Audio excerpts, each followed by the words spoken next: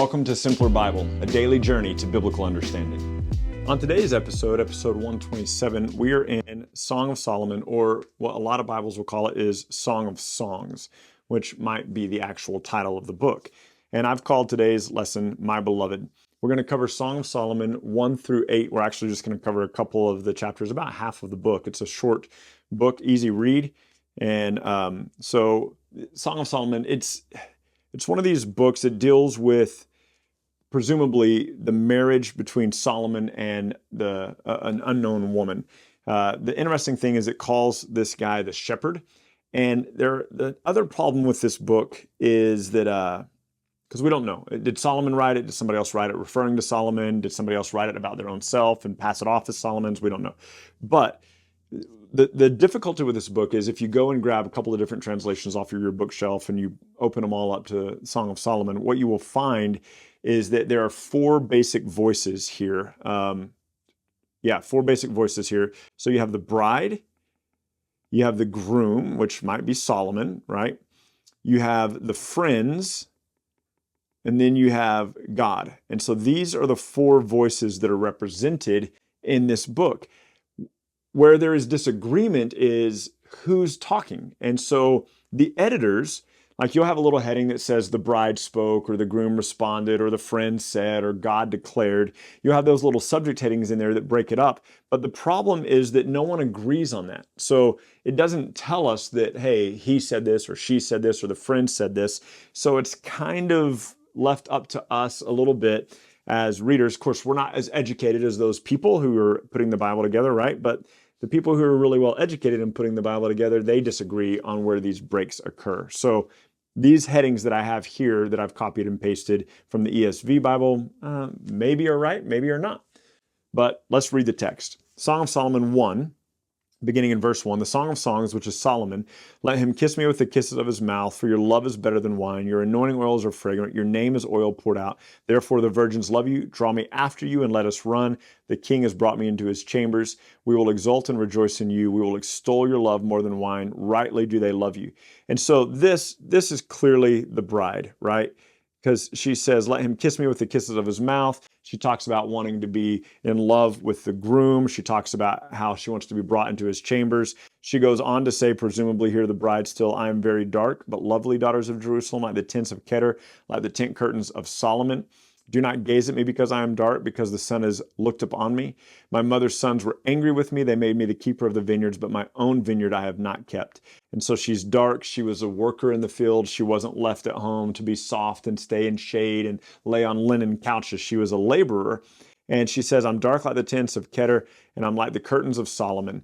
And so Kedar is one of the places where Solomon would get his horses from. He would buy horses from the people of Q and Egypt, and I think Kedar as well. So Kedar was responsible for a lot of the sheep and the goats. That's what it was that Solomon would buy. So he says, don't gaze at me because or she says, don't gaze at me. And then she says, verse 7, we think she says, tell me, you whom my soul loves, where you pasture your flock, where you make it lie down at noon. For why should I be like one who veils herself beside the flocks of your companions? So probably still the bride. Now, this is where there's some debate. Verse 8, who's talking here? Is it the friends? Is it Solomon? A lot of places will say that verse 8 is the friends speaking. And they say, if you don't know where he is, O most beautiful among women, follow in the tracks of the flock, pasture your young goats by the shepherd's tent. So most people would agree, and I think that this is right, that this here is Solomon when he says, I compare you, my love, to a mare among Pharaoh's chariots. Your cheeks are lovely with ornaments, and your neck with the strings of jewels. This is an interesting phrase. I compare you to a horse. Probably not the best move in the 21st century if you're on your first date with somebody, like, hey, I compare you to a horse. But this is actually quite complimentary because Solomon did receive his horses from Pharaoh and from Egypt. And a mare harnessed to the chariots of Pharaoh was very, very unusual, very, very unlikely. And so he is establishing some value to this woman. He says, you're rare, you're beautiful, you're prized. And he talks about how beautiful she is. He says, my beloved is to me, or maybe she says, while the king was on his couch, my nard gave forth its fragrance. So this is probably her at this point.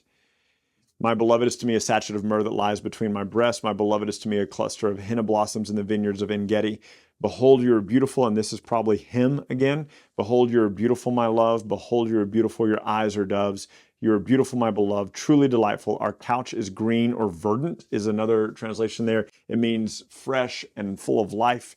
The beams of our houses are cedars, our rafters are firs.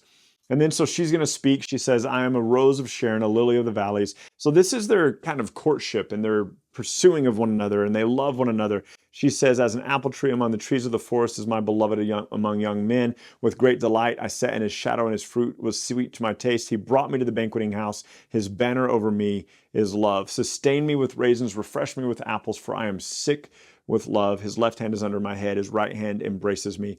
I adjure you, O daughters of Jerusalem, by the gazelles or the does, that you do not stir up or awaken love until it so pleases. So this right here, I think is repeated 3 times. It might be 4 times, but I'm pretty sure it's 3 times in the book of Song of Songs, where she says, don't arouse or awaken love until it's time. And I think from a practical standpoint, that's pretty good advice. Don't rush it, right? Wait until the time. And so one of the things that it says here in chapter 2 that I love a lot, it says here in, well, let me see here. Yeah. It says here in verse 15 and 16, it says, catch the foxes for us, the little foxes that spoil the vineyards, for our vineyards are in blossom. My beloved is mine, and I am his. He grazes among the lilies. And I love this verse, catch for us the little foxes that ruin the vineyard. So they're watching out for the things that would hinder them.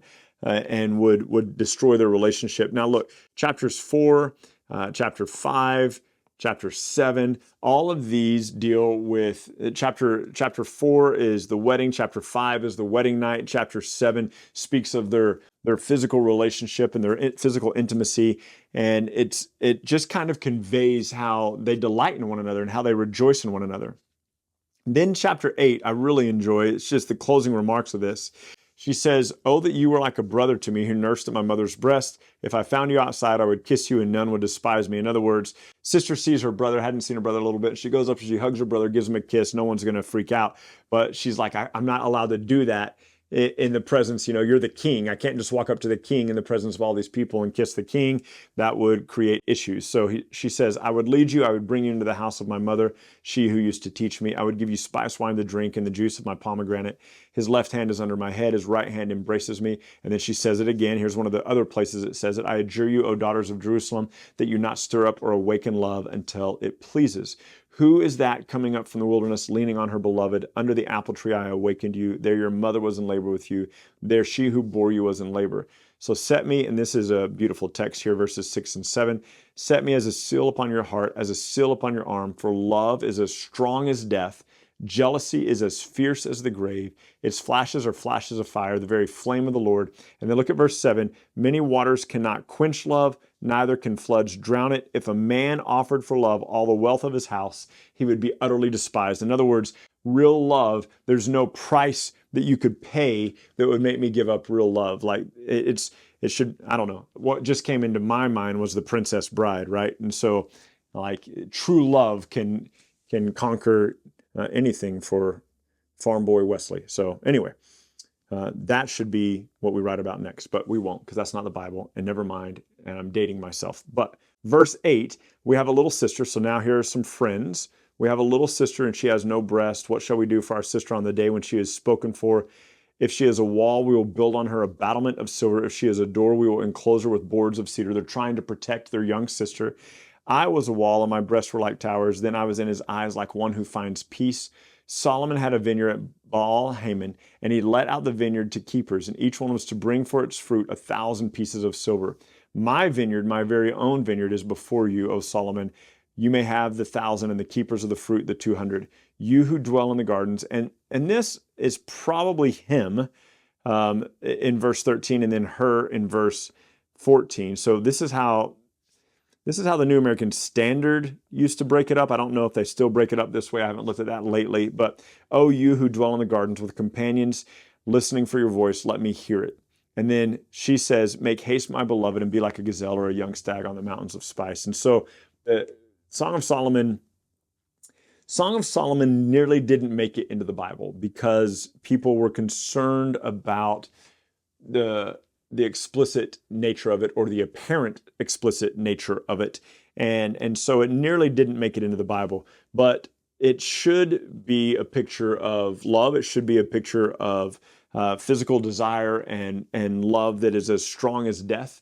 But the problem that we have is if we lay this song, or if we lay this book at Solomon's feet, we're like, the dude had over 1,000 wives, right? Like 1,000 wives between wives and concubines. So it feels like it undermines it just a little bit when you think about it from that perspective.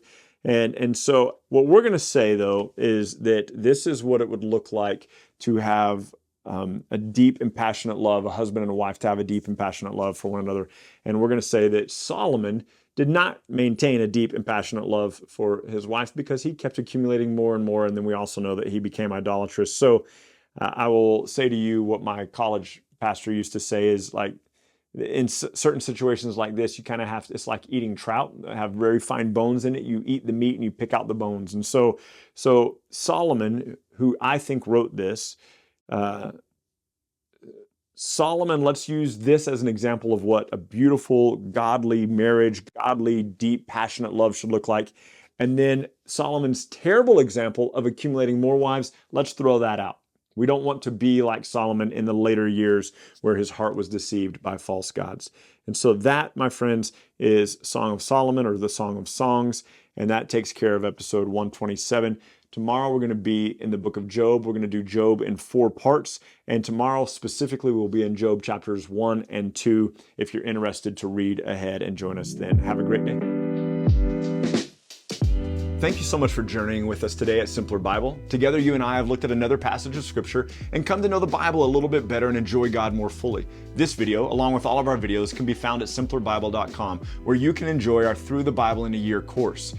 You can also enjoy a wealth of resources, blog posts that take you a little bit deeper into the text, a Bible study format that you can use with your small groups or your family, and we're creating new content all the time, all with the commitment to help us be people who know and enjoy God more fully. Thank you so much for being part of it, and we can't wait to see you next time.